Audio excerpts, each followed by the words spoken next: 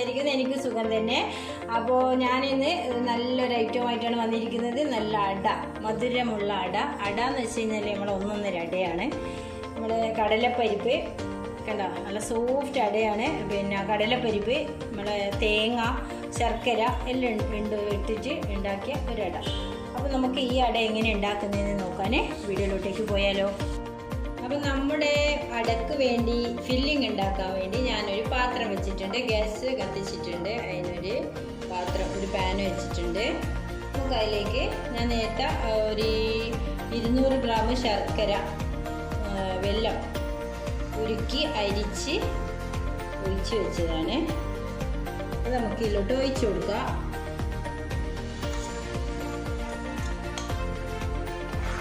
നന്നായിട്ടൊന്ന് തിളച്ച് വരുമ്പോൾ നമുക്ക് നന്നായി തിളച്ച് വരട്ടെ. അന്നേരം ഞാൻ അരമുറി തേങ്ങ ചിരകി വെച്ചിട്ടുണ്ട്.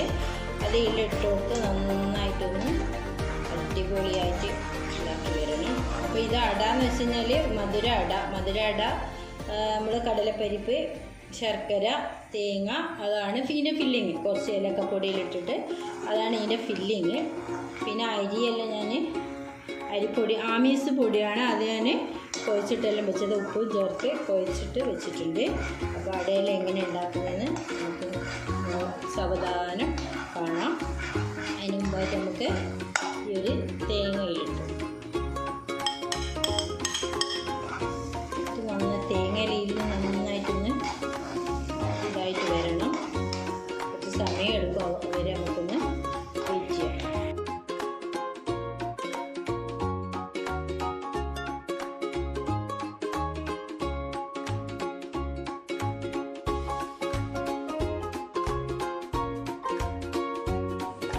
അപ്പോൾ നമ്മുടെ തേങ്ങയും ശർക്കരയും കൂടി നന്നായി വറ്റി വന്നിട്ട് നമുക്ക് അതിൽ 1 ടീസ്പൂണ് ഏലക്കപ്പൊടി ഇട്ട് കൊടുക്കുക. എന്നിട്ട് നന്നായിട്ടൊന്ന് മിക്സ് ചെയ്തിട്ട് നമ്മൾ വേവിച്ച് വെച്ച് ഇത് ഒരു എന്താ പറയുക 1/2 കപ്പ് കടലപ്പരിപ്പാണ് ഞാൻ വെള്ളത്തിലിട്ട് വെച്ച് ഞാൻ വേവിച്ചെടുത്തത്. ഇത് കുക്കറിലല്ലാണ്ട് പാത്രത്തിൽ തന്നെ വേവിച്ചെടുത്തത് ഏറ്റവും നല്ല. കുക്കറിലാകുമ്പോൾ അടിഞ്ഞു പോകും. അപ്പോൾ അതുകൊണ്ട് കടിക്കാനൊന്നും കിട്ടില്ല.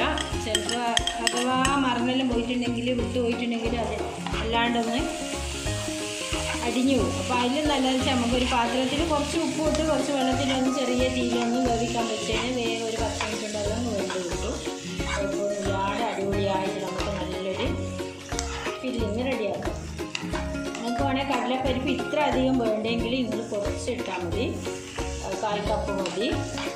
നമുക്കിവിടെ എല്ലാവർക്കും കടലപ്പരിപ്പ് ഭയങ്കര ഇഷ്ടമായതുകൊണ്ട് ഞാൻ ഇതിലിട്ടിട്ട് ഭയങ്കര ഇഷ്ടമാണ്. അപ്പോൾ അതുകൊണ്ട് ഞാൻ കുറച്ച് കൂടുതൽ ഇട്ട്. അപ്പോൾ നമ്മുടെ ഫില്ലിങ് ഇവിടെ ഏകദേശം റെഡി ആയിട്ട് ഒന്ന് 5 മിനിറ്റ് കൂടി വെച്ച് കഴിഞ്ഞിട്ട് നമുക്ക് കൊടുക്കാം.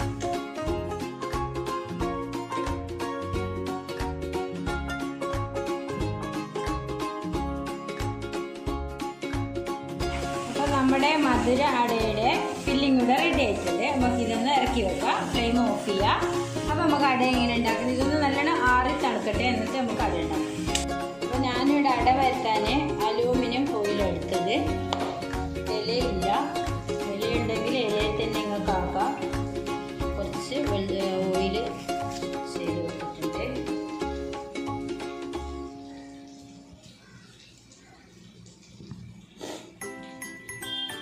ഈ ഒരു വലുപ്പത്തിൽ എടുക്കാം. എന്നിട്ട് അട എല്ലാവർക്കും പരത്താൻ അറിയാം. എന്നാലും എൻ്റേതായ ഒരു കൊഞ്ചിൽ പരത്തിയിട്ട് കാണിച്ചു തരാം എന്ന് വിചാരിച്ചിട്ടാണ്. ഇവിടെ വെച്ചിട്ട് പരത്തിയാൽ മതി. അന്നേരം നല്ല ഷേപ്പിൽ കിട്ടും. ചെറിയ കുഞ്ഞ അട, വലിയ അടയല്ല, നമ്മൾ കുഞ്ഞ അട. എന്നിട്ട് നമുക്ക് ഫില്ലിങ് വെച്ച് കൊടുക്കാം. നല്ല ടേസ്റ്റ്, നല്ല അടിപൊളിയാണ്. എന്താ പറയുന്നതല്ല, നിങ്ങളൊന്ന് ട്രൈ ചെയ്ത് നോക്കിയിട്ട് പറഞ്ഞാൽ മതി. അങ്ങനെ നിങ്ങൾക്ക് മനസ്സിലാവും. ഇത്ര കടലപ്പരിപ്പ് നിങ്ങൾക്ക് ഇത്ര കാര്യം വേണ്ടെങ്കിൽ നിങ്ങൾ പരിപ്പ് കുറച്ചിട്ട് തേങ്ങ കൊടുക്കും. എന്നാലും ടേസ്റ്റ് തന്നെയാണ്. അതെല്ലാവർക്കും അറിയുന്നില്ല. പക്ഷേ അതിന് ഫില്ലിംഗ് ആണ്.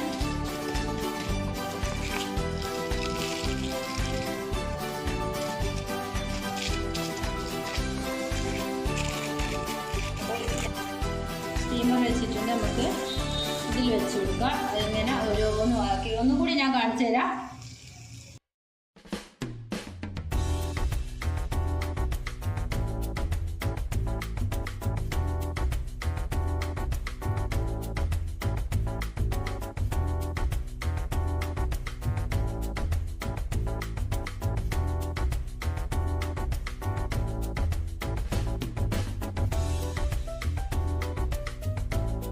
അപ്പോൾ നമ്മുടെ അടയിലൂടെ റെഡി ആയിട്ടുണ്ട്. ഇതാ നല്ല അടിപൊളിയായിട്ട് വന്നിട്ടുണ്ട്. ഇലയില്ലെങ്കിൽ നമുക്ക് ഫോയിൽ പേപ്പറിൽ അട ചുട്ടെടുക്കാം.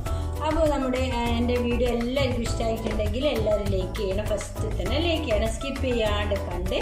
പിന്നെ എല്ലാവരും ഒന്ന് ലൈക്ക് ചെയ്യാം, പിന്നെ ഷെയർ ചെയ്ത് കൊടുക്കുക. പിന്നെയെന്ന് വെച്ച് കഴിഞ്ഞാൽ ഇതുവരെ എൻ്റെ ചാനൽ സബ്സ്ക്രൈബ് ചെയ്യാത്ത ആൾക്കാർ ഒന്ന് സബ്സ്ക്രൈബ് ചെയ്ത് തൊട്ടടുത്തുള്ള ബെല്ലിക്കനെല്ലാം അമർത്തി ഓൾ എന്ന ഓപ്ഷൻ ഞെക്കിയാൽ എൻ്റെ ഇങ്ങനത്തെ ഓരോരോ വീഡിയോസ് നിങ്ങൾക്ക് കാണാൻ പറ്റും. അപ്പോൾ എൻ്റെ വീഡിയോ നിങ്ങൾക്ക് എല്ലാവർക്കും ഇഷ്ടമായിട്ടുണ്ടെന്ന് വിചാരിക്കുന്നു. അപ്പോൾ അടുത്ത വീഡിയോയുമായി നല്ലൊരു ഐറ്റവുമായി വരുന്നത് വരെ ബൈ ബൈ.